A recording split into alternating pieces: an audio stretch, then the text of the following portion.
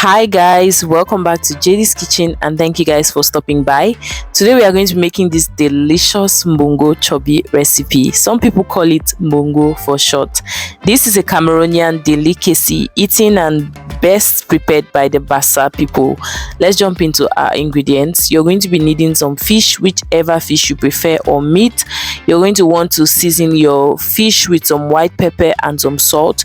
You need some ginseng. You also need some pepper, or we call it African nutmeg. It has an amazing flavor. So I'm just showing you guys the blended version. So I'm going to use the one that's not blended. I burnt it and then I'm going to blend it later. So this is my black pepper.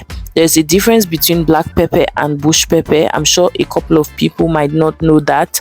You need some garlic and ginger. I will not be using all of this. Stay tuned to see how much of that I will use. I am going to be using a quarter of one pepper because my family doesn't eat a lot of pepper. I'm sure you guys have heard that a lot. Now this is the style of the dish. The bongo spices itself, a mixture of different barks of trees, seeds, nuts, burnt and blended. Now you need some tomatoes. I'm going to use 4 tomatoes unripe, some onions, and then I'll also use some spring onions, which is very optional. I'll also be using some salt and seasoning. Now there are so many different ingredients that I couldn't lay my hands on.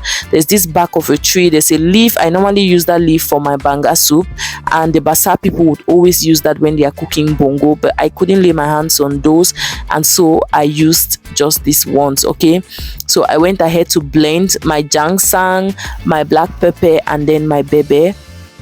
I'll go ahead to blend them together in my the blender where I blend dry stuff, and then I'll transfer it into the blender for wet stuff.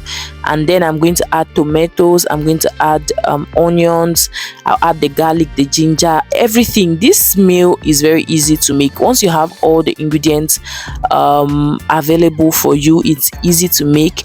So I just picked up one of the ginger stems, and then I also picked up about 8 garlic cloves, and then I cut a quarter of one pepper. I add in all my 4 tomatoes. I'm just going to add in everything and blend together. The process of making this bongo is very similar to making ginseng sauce. So I'll add everything, blend it, and then we continue cooking.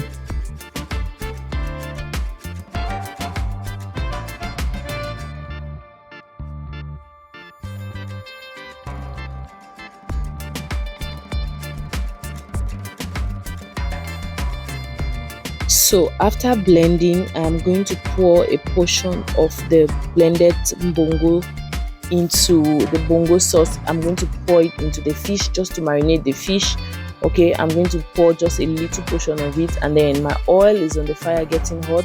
I'm going to pour out the rest of the bongo sauce into the oil so that it can cook. I'll cook this entire soup for a total of 30 minutes, but I'm going to allow the bongo to cook inside the oil for about 15 minutes. Then I'll introduce my fish into the bongo soup for the last 15 minutes, and 15 minutes of cooking my fish is enough cooking time. I do not want to start with the fish from the beginning because it's going to scatter. So you go ahead, you add in some salt, some seasoning cubes, and then of course you taste to ensure to be able to know if it's okay or if it's not okay, if you need to add some, like I'm adding right now. So that's very important. You allow the bongo sauce to boil, or the black sauce as some people call it, to boil for 15 minutes, and then you introduce the fish into the pot. After putting the fish into the pot, you don't want to do a lot of stirring because it's going to scatter. You can just go ahead and shake the pot like I'm shaking right now.